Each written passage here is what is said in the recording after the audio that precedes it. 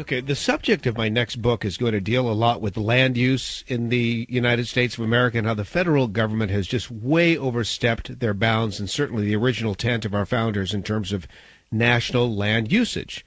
The original goal in this country was that the federal government would own no land except for military bases and for government buildings. That would be it.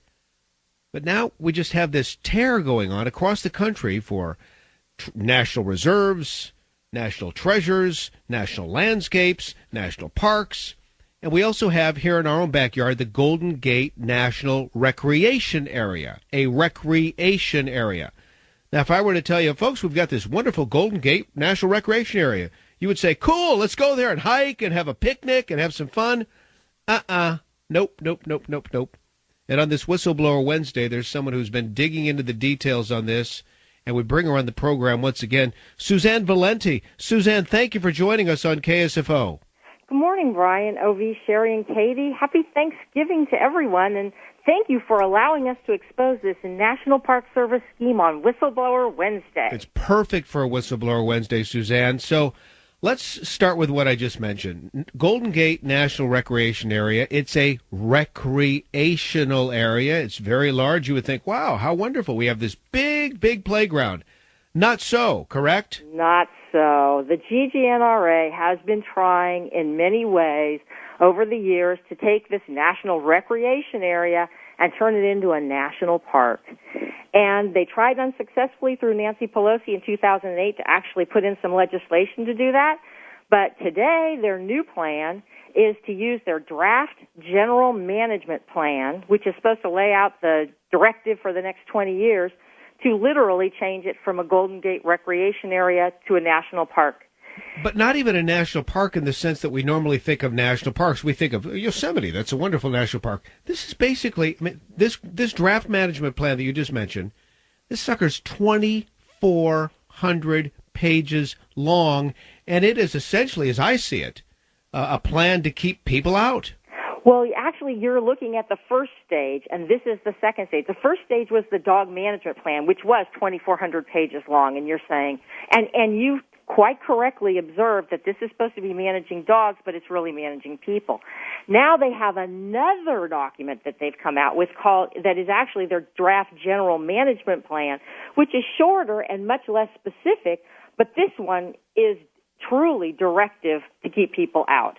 I mean, this changes everything in the park. Their first thing says the purpose of the Golden Gate National Recreation Area is to offer national park experiences. That doesn't make any sense. If it's a recreation area, it's a recreation area. If he wanted to offer national park experiences, it should be a national park. They actually are taking the park and taking about 90% of it and calling it natural zones. It's a new definition for management. Natural zone. So that means let's just let nature take over. No people allowed. The non-human species get preference over the human species, etc. Correct? Yes. For the extreme environmentalists who create these plans, natural is a code word for people out. And I think some of your listeners who live in San Francisco are familiar with the Natural Areas Plan in San Francisco Rec and Park. Same thing. Natural means people out.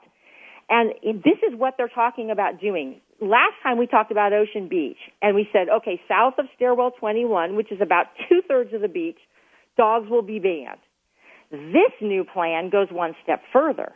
Ocean Beach, south of Stairwell 21, is now they call a natural zone. What does that mean? The only activities that would be allowed on that portion of the beach would be walking, swimming, although there's signs everywhere that tell you, it's too dangerous to swim and they don't have lifeguards, right, and fly fishing. No jogging, no running, no picnicking, no flag football, no bonfires, no sandcastle building, no kite flying, no sunbathing, no windsurfing, no equestrian, no beach volleyball, no boogie boarding, and yes, the dogs are still banned. So, okay, folks, I hope you hear, this sounds so radical, but you have to understand these radicals who run the environmental movement are also the same radicals as Nancy Pelosi. Nancy Pelosi believes every bit of this plan. Now, our listeners went up in arms when they heard that dogs were going to be banned. Why would dogs be banned? I take my dog out on the beach on a regular basis. the dog loves the beach. Of course, nowadays I can't let her run without a leash because you get the state park people on you like that. But it's crazy. Why don't they want dogs on these beaches? Has anybody ever articulated that? And don't tell me it's the dog poop, because we can clean that up. They've got a variety of excuses. It'll be the dog poop, or it'll be, they're endangering wildlife. And I think that's the excuse they're using now to limit human activities. Yes. In other words, most of Ocean Beach is now a bird sanctuary, essentially. And the problem that you have to realize is these types of restrictions that I'm talking about at Ocean Beach, they're specific at Ocean Beach. But 90% of the GGNRA is going to be classified as this natural zone. So expect similar types of recreational restrictions in 90% of the GGNRA. And I think sometimes people forget how big the GGNRA really is. Yeah, describe it to us, because it seems to get bigger on a every several year basis. It is growing because basically the cities and the counties are the Mid-Peninsula Open Space District, yeah, etc. Right? Strapped for funds, and they think that if they just turn it over to the GGNRA tells them what they want to hear. Oh, we're going to keep recreational access, blah blah blah, and then they turn around, get the property, and do what the heck they want. GGNRA runs essentially, and I mean this is broad, but that's fine, is from Point Reyes National Seashore, which is another Park Service property, south through Marin, all along the coastline. The Marin headlands are all part of the GGNRA. Right. San Francisco's entire coastline is GGNRA. Right. San Mateo County, pretty much everything west of the of Skyline, all the way down to the city of Montera. That's all GGNRA. These are huge portions of our recreational open space area. And the ultimate goal is to, their 50-year plan, if you take it up to 2050, their 50-year plan is to get as many people out of that area, people living there, make it so burdensome for you to live there that you'll end up just pulling up stakes, and they can eventually return all that back to nature. That's their goal. That is their goal. That is their goal. And here's the really disturbing thing, is, when they made the Golden Gate National Recreation Area, when Congress established it, their main thing was, in the congressional record it says, the purpose was to expand to the maximum extent possible the outdoor recreation opportunities available in this region. How can you say that that is consistent with what they're doing here today? Okay, it's the polar opposite. You have done such a brilliant job. By the way, we're talking to Suzanne Valente. She's a wonderful whistleblower who's been digging into the details. Because, folks, you got to know what's happening here. This is our Bay Area, and we are the federal government. We, the people, own this government. And when they take over broad swaths of land and say, no people allowed, that's not right. So tell us about how we can help, how our listeners can be involved in this process to try to stop this, or is it too late?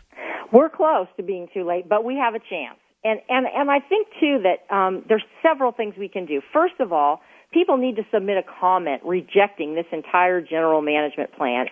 And we've tried to make that easier for people. If people go to the Ocean Beach Dog website, you can go to oceanbeachdog.com or Google it, 3 words or one. You'll get there. There's a banner directing you to a page, and it has a link to the GGNRA site where you can comment online, and we have a suggested comment down below that you can just copy and then hit the link and paste it back in. Mm-hmm. The comment period for this mess ends December 9th. They always put these in the middle of the holidays when people have so many other things that are important to them and should be.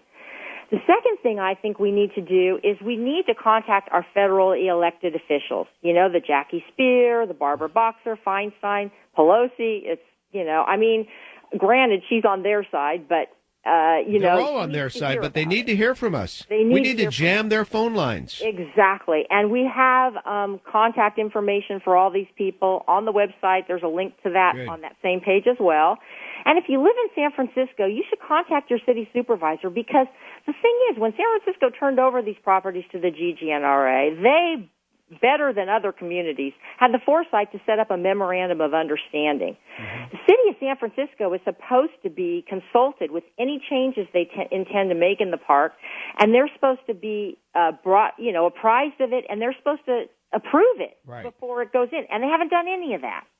So the supervisors need to get into the picture, because if they don't, we're going to have lost 60% of the parkland in San Francisco belongs to the GGNRA. Right, and it'll be people out. They've already started with the dogs. Yeah. Go to oceanbeachdog.com. We need you to help out with your comments.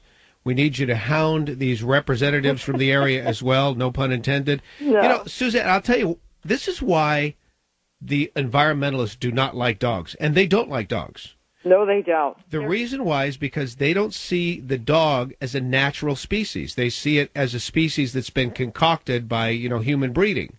So I would guess the only dogs they like are probably like the husky, or probably not even the husky, the wolf. They just like wolves. They and they want to. That's why they want to save all the wolves. That's why they get mad with Sarah Palin when, as governor of Alaska, she said we have a wolf problem.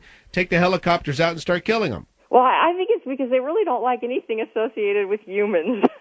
Yes, it's true. It's like the dogs have become an extension of their humans. So for them, it's like, well, they're human. They're kind of part of that. They think that humans have become a plague upon the earth, and yes, I don't. We are not. They don't see us as. This is true. These materialists do not see us as the superior species. They see us as an inferior species because we're the one species that can kill all the other ones. That's how the environmentalists look at humans. Yeah, it's not too complimentary. It's not. Suzanne, you have done a wonderful job. Again, oceanbeachdog.com. We're going to get a lot of people helping you out, and thank you for being on the program. Oh, thank you so much for allowing me to get the word out. Excellent. Thanks again. Great guest. Thank you very much, Suzanne. I love it when we get these whistleblowers fired up, dedicating just tons of their life to these causes. oceanbeachdog.com for that.